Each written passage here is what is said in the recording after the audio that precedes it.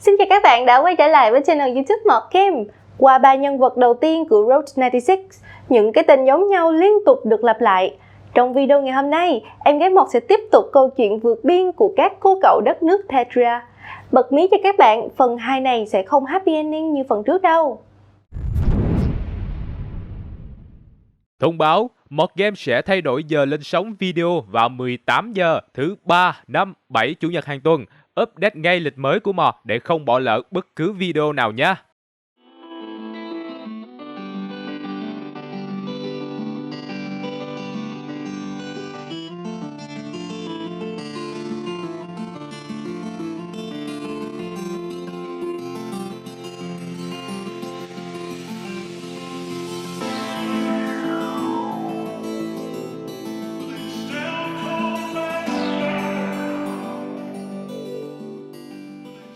Ở phần trước, chúng ta đã biết câu chuyện của 3 bạn teen đầu tiên.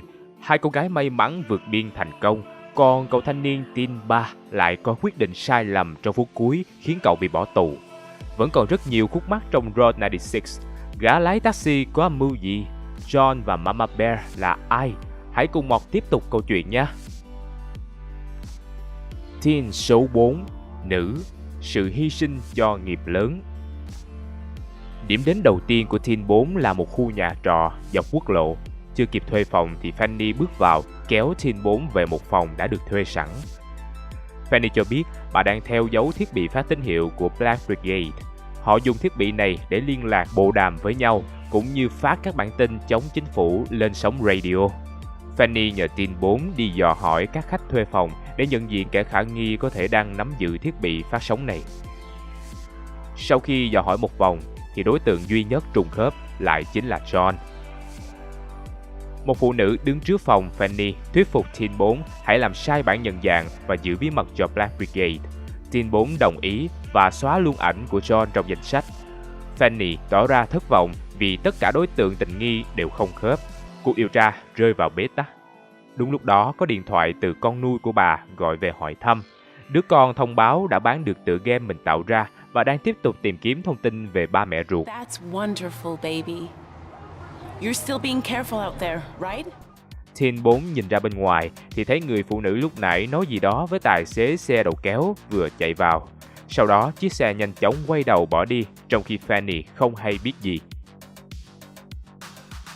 Sau khi kết thúc cuộc điện thoại, Fanny cảm ơn Teen 4 đã giúp đỡ và để cho cô đi sau khi tặng một số tiền, coi như công cán. Teen 4 ra đường, vẫy xe đi nhờ và được Alex rước đi. Cậu bé nhận được điện thoại từ mẹ nuôi, nhờ H giúp vào hệ thống camera để nhận dạng 2 tên cướp ngân hàng. Teen 4 giúp Alex xâm nhập tín hiệu và làm rõ các hình ảnh từ camera. Nó cho thấy 2 gã Stan và Mitch là thủ phạm. Teen 4 góp ý rằng Alex có vẻ không thích mẹ nuôi cho lắm qua giọng điệu trò chuyện. Alex nói rằng có thể cậu quá rối với những biến cố cuộc đời nên lớn giọng vô cớ với mẹ nuôi. Alex nhìn nhận sai lầm của mình và thả Teen 4 xuống điểm dừng kế tiếp. Teen 4 đi bộ và bắt gặp trạm điều hành của hãng Happy Taxi. 2 tên Stan và Mitch đang bàn việc đột nhập vào đây và chúng cần thêm một người nữa hỗ trợ. You sure this place is closed, Stan? All the lights are on. Yeah, it just leaves those on to scare criminals. 2 gã giang hồ dí súng bắt Teen 4 cùng tham gia. Teen 4 được đưa vào ống thông hơi và bò vào phòng bảo vệ giúp 2 gã đột nhập vào trụ sở. Sau đó lần tìm mật mã để Stan và Mitch vào được phòng quản lý. Tại đây, chúng tìm ra phòng bí mật của Jarrod, nơi hắn ta tập hợp các thông tin điều tra của mình về Sonja. Đúng lúc này, cuộc đột nhập bị lộ, cảnh sát kéo đến bao vây. Stan và Mitch nhanh chóng thoát ra và kéo lên mô tô chạy mất. Teen 4 dùng chìa khóa xe nhặt được nhanh chóng trộm chiếc xe ô tô và bỏ trốn êm thấm. Teen 4 đón John đang vẫy xin đi nhờ bên chiếc xe đầu kéo bị hỏng. 2 người chạy lòng vòng tìm trạm điện thoại để John báo lại việc xe hỏng. Sau một trạm bị hỏng, cả hai tìm được trạm thứ 2 còn hoạt động. John gọi cho một người tên Robert báo xe hỏng và cần người đến đón cũng như xử lý gói hàng. Sau khi John trở về xe, Teen 4 gặng hỏi món hàng mà mình nghe loáng thoáng là phát tín hiệu, cái mà cô ta biết Fanny đang tìm từ đầu chuyến đi của mình. John giả vờ lãng đi và bảo rằng tốt hơn là quên chuyện này đi. Teen 4 thả John về chỗ xe đầu kéo rồi tiếp tục hướng về Route 96. Lúc này, trong một phòng kín có mặt một người đàn ông đội mũ cao bồi trắng, John và Zoe. Họ tranh cãi khá gay gắt về điều gì đó. Sau đó, Zoe được thả ra trên Route 96 và bước đi trên đường mòn dẫn ra cửa khẩu. Teen 4 cũng đã đến Route 96 và gặp Zoe ở giữa đường mòn. Họ cùng nhau tiến vào hang động, nhặt củi rồi đốt lửa trại nghỉ qua đêm. Zoe nói rằng cô từng muốn từ bỏ tất cả để ra đi, nhưng giờ cô muốn giúp đỡ mọi người bằng cách của mình. Cô đưa cho Teen 4 xem một trang giấy in có đóng dấu tài liệu mật. Trên đó là nội dung một thông điệp Tyrak gửi cho cấp dưới của mình. Ông ta nhắc cấp dưới hạn chế nhắc lại biến cố năm 1986 với truyền thông vì sẽ ảnh hưởng đến phiếu bầu. Đồng thời, Tyrak cũng nhắc lại rằng vụ nổ năm xưa là do họ kích hoạt để chống lại âm mưu ám sát hụt của Black Brigade. Zoe nói rằng cô sẽ vượt biên và mang tài liệu này ra nước ngoài công bố trước công luận thế giới. Hành động này sẽ vạch trần bộ mặt thật của Tyrak và làm giảm uy tín của ông ta về ngoại giao với thế giới. Sáng hôm sau, Teen 4 tỉnh dậy và nhận thấy Zoe đã rời đi. Mảnh giấy để lại giải thích rằng cô không muốn liên lụy đến Teen 4 vì nhiệm vụ lần này quá nguy hiểm. Teen 4 đuổi theo thì nhặt được chiếc máy Walkman của Zoe rơi lại ở cửa hang. Lần mò đến cửa khẩu thì Teen 4 gặp lại Zoe đang cố mua một chiếc Walkman, nhưng sau đó lại thôi vì nó quá nát. Zoe xin lỗi vì đã bỏ lại Teen 4 và cho biết cô cần một chiếc máy Walkman để nhận mật hiệu của Black Brigade qua radio cho kế hoạch vượt biên. Teen 4 đưa ra chiếc máy của Zoe làm rơi và cả hai nhận được mật hiệu khởi hành lúc 3 giờ sáng. Họ cần ngủ lấy sức để chờ giờ hẹn. Đúng giờ hẹn, hai người trẻ tuổi lần mò đến gần bức tường biên giới và một chiếc xe tải đâm vào cửa khẩu bốc cháy. Nhân lúc hỗn loạn, Zoe và Teen 4 chui rào lọt vào được bên trong trụ sở cửa khẩu rồi lần qua bên kia. Tuy nhiên, họ bị cảnh sát canh cửa khẩu phát hiện, truy đuổi ráo riết. Zoe bị bắn trúng trước khi kịp nhảy lên bệ thang máy sang bên kia. Teen 4 liền quay lại vác Zoe để lên thang máy, trong khi bản thân bị bắn trúng và rơi lại. Zoe thoát ra an toàn, còn Teen 4 thiệt mạng do bị bắn.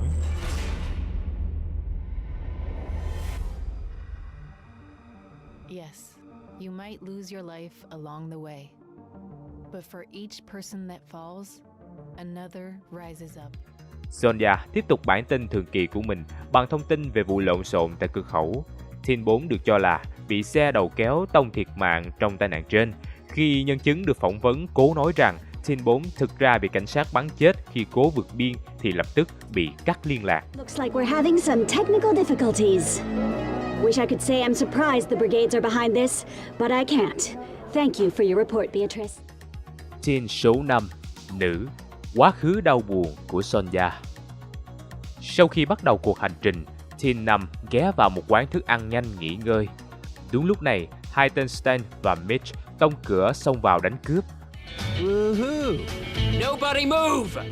Dudes, just take what you want. We got burgers, we got fries.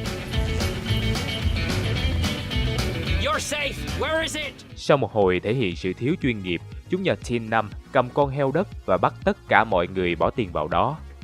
Khi rút chạy, chúng mang theo Teen 5 làm con tin, vì như vậy mới đúng sách vở. Khi chạy ra ngoài kiểm lại số tiền cướp được là $83. Chúng vui mừng vì lần đầu cướp được nhiều như vậy và chia cho Teen 5 $15 tiền công trước khi bỏ đi. Teen 5 đành phải đứng vẫy xe đi nhờ. Vẫn may một lần nữa trêu đùa cô gái trẻ khi người đến là Fanny. Bà cảnh sát lập tức hốt cô về đồn cùng với một người trẻ khác cũng là kẻ trốn chạy định vượt biên. Trên xe của bà treo đầy ảnh của Alex. Fanny tiếp tục cho rằng việc những người trẻ lần lượt trốn nhà vượt biên ra nước ngoài là điều không đúng, nhưng cũng không chỉ trích mạnh mẽ. Có vẻ bên trong bà cũng có mâu thuẫn giữa ý kiến cá nhân và ràng buộc nghề nghiệp. Đúng lúc này, tổng đài thông báo có dấu vết của thiết bị thu phát sóng phi pháp ở đường 42. Fanny nhanh chóng chạy đến nhưng nhận được điện đàm của một người xưng là Papa Bear, gọi cho Mama Bear. Người này cảnh báo đừng đến đường 42. Đúng lúc này, một quả bom phát nổ ở chân trụ biển quảng cáo khổng lồ ven đường, khiến nó đổ sập xuống chiếc xe của Fanny. Teen 5 tỉnh lại trong chiếc xe bị lật và nhanh chóng bò ra ngoài, bỏ chạy thoát thân. Teen 5 lang thang đến một sự kiện khai trương giàn khoan dầu mới của chính quyền Tyrak. Sonya đang có mặt chuẩn bị đưa tin thì không tìm thấy người quay phim đâu. Teen 5 được gọi nhanh vào thay thế chỗ để quay tại hiện trường. Do không ưa Tyrak nên Teen 5 lựa chọn những cảnh quay bất lợi cho ông ta. Điều này khiến Sonya nổi giận và lên xe đi thẳng thay vì cho Teen 5 đi nhờ. I never see you again? Adam! Let's roll! Với số tiền còn lại, Teen 5 gọi taxi đi thẳng đến Road 96 và đi bộ men theo đường mòn vào ngủ trong hang núi. Sáng hôm sau, Teen 5 đi đến cửa khẩu thì gặp Sonya đang làm chương trình tại đây. Hai tên Stan và Mitch cố nài nỉ Adam để vào gặp Sonya nhưng bị từ chối. Sonya sau khi quay tin tức thì ra ven đường ngồi nghỉ và bật khóc. Cô gái phụ tá bất ngờ hỏi chuyện và được Sonya thổ lộ sự thật. Cô từng có mặt trong sự kiện năm 1986 và thất bại khi cố cứu một bé gái tên Lola. Sonya đã cố kéo đứa bé ra khỏi đống đá, nhưng đá cứ rơi dày thêm rồi dày thêm lên đứa bé. Cô ước gì mình có thể chết thay bé gái năm đó. Có thể cũng chính vì điều này đã khiến Sonya căm ghét Black Brigade và ủng hộ Tyrak một cách mù quáng như vậy. Jarrod nấp phía sau tảng đá sau lưng Sonya với khẩu súng trong tay, định sẽ bắn chết cô, nhưng bất ngờ khi nghe lời kể khiến ông ta ngần ngại. Đúng lúc này, Stan và Mitch đứng từ bên ngoài nhìn thấy, vội lao tới đánh ngã Jarrod và tước vũ khí. Sonya nghe tiếng động quay lại thì nhận ra hai anh trai của mình đến thăm. Hóa ra Stan và Mitch là anh trai của Sonya và họ đến để gặp em gái chứ không phải fan cuồng xin gặp sao. You two come here and give me a hug! Now! Right away, ma'am. Jarrod nhân lúc anh em mừng nhau đã nhanh chân chạy thoát. Khi Sonya được minh oan, mục tiêu trả thù duy nhất của Jarrod lúc này chỉ còn Black Brigade. Khi mọi thứ qua đi, cửa khẩu trở về cảnh xe tải xếp hàng như thường lệ. Teen 5 cậy khóa, lẻn vào một trong các xe tải để trốn qua biên giới. Cảnh sát kiểm tra xe bằng cảm ứng chuyển động và phát hiện có người trong xe. Teen 5 nhanh chóng mở cửa hầm, trốn xuống lường xe, nằm chờ. Tuy nhiên đến đoạn kế khi bị kiểm tra bằng máy phát hiện nhịp thở thì Teen 5 không thể nhìn thở lâu nên bị bắt và bị đưa vào tù. Sonya tiếp tục bản tin của cô. Lần này, thông tin về một nữ cảnh sát bị mai phục bằng bom được đưa lên truyền hình. Nữ cảnh sát đã may mắn thoát nạn và đang bình phục. Vậy là hai teen nữ ở phần này đều không có kết cục tốt đẹp. Các bạn đã dần sâu chuỗi được câu chuyện giữa các nhân vật chưa? Nếu chưa, hãy tua lại một lần nữa thật kỹ nha, vì ngay sau đây chúng ta sẽ cùng vén màn sự thật bằng câu chuyện của nhân vật teen nữ cuối cùng. Teen cuối cùng, nữ, cái kết của một đất nước. Trộm thành công một xe ô tô, Teen 6 lên đường bắt đầu cuộc trốn chạy của mình. Chạy chưa được bao lâu thì cô ta bị Stan và Mitch chặn xe chĩa súng bắt chở đi trốn. Hai tên cướp tỏ ra rất thất vọng khi đi cướp tiệm giặt là thất bại, mà lại bị hỏng xe, không bỏ chạy được. Cả hai tên bàn chuyện ra riêng vì Stan chửi Mitch quá ngốc. Thế là Mitch rủ Teen 6 làm đồng bọn mới, nhưng đầu tiên phải trả lời những câu hỏi kiểm tra khả năng ăn cướp trước. Number 2. When is the best time to rob?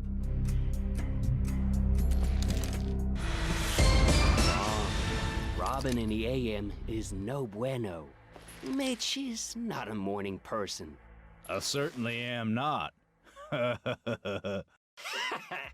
Teen 6 không muốn dính vào bọn này nên trả lời sai hết, khiến chúng tức giận, lấy hết tiền và cướp luôn chiếc xe. Teen 6 lê bước đến tối thì gặp một chiếc xe van cũ bên đường có sơn ký hiệu của Black Brigade. Chui vào bên trong, cô mót được một ít thức ăn và ít tiền giấu ở đó. Nhưng khi quay ra thì gặp Jarrod đang tức giận vì nghĩ rằng vừa bắt được một tên Black Brigade. Jarrod ra lệnh cho Teen 6 cầm lấy can xăng từ xe taxi của mình, tưới lên chiếc xe van và định châm lửa thiêu luôn cô gái. Teen 6 cố đánh động lòng thương của Jarrod và nhắc đến con gái của ông ta. Jarrod tức giận đuổi Teen 6 đi và nổ súng bắn cháy chiếc xe van trong sự giận dữ tột cùng.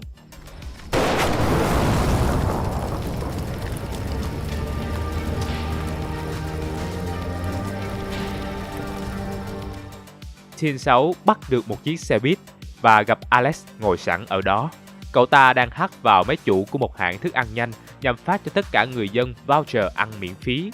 Lúc này thì Mr. Yu gọi điện nhờ Alex nghe trộm điện đài của cảnh sát để nắm thông tin hoạt động của họ.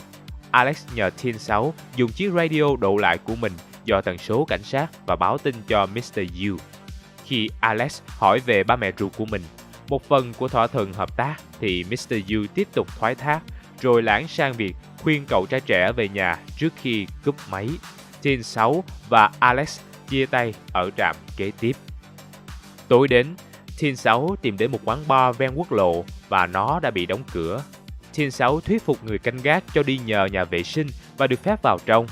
Bên trong, cô tìm thấy cả hội Black Brigade đang chè chén. Người đàn ông đội mũ cao bồi trắng tên là Robert thách cô gái chơi trò chơi thắng John. Sau ván đấu họ trở nên thân thiết, nhưng do ham uống rượu nên Teen 6 đã bị say và lăn ra bất tỉnh. Sau khi hồi tỉnh, Robert dẫn Teen 6 vào một phòng bí mật bên trong căn hầm của quán. Đó là phòng họp của ban lãnh đạo Black Brigade. Robert cho rằng hội cần phải mạnh tay tấn công chính quyền hơn nữa, trong khi John phản đối cho rằng bạo lực không phải là cách giải quyết. John khơi lại vụ tấn công của John và bạn gái vào năm 1986, làm bạn gái mất mạng, còn John thừa nhận rằng đó là một bài học để ông nhận ra sai lầm của việc lạm dụng bạo lực. Khi biểu quyết thì cả hai phe chủ chiến và chủ hòa có số phiếu bằng nhau. Teen 6 được quyền chọn lá phiếu cuối cùng nhưng đã bỏ phiếu trắng khiến cuộc họp không đi đến đâu.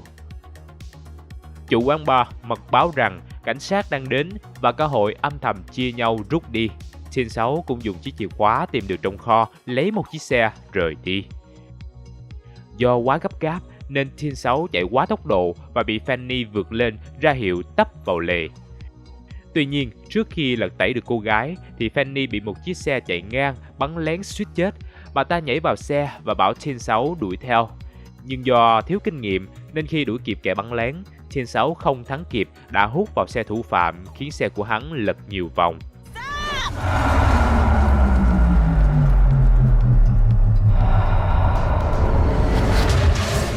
Fanny hoảng hốt rời khỏi xe và bảo Teen 6 hãy chạy trước khi cảnh sát khác kéo đến.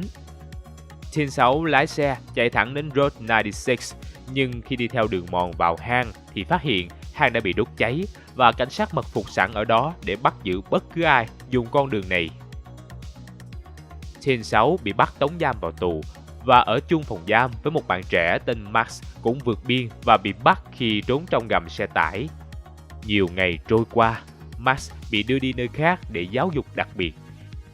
Thêm nhiều ngày nữa trôi qua và đã đến ngày bầu cử, Sonia có mặt tại cửa khẩu để đưa tin về cuộc biểu tình lớn nhất từ trước đến nay. Jared ngồi trong quán rượu cùng mọi người theo dõi bản tin.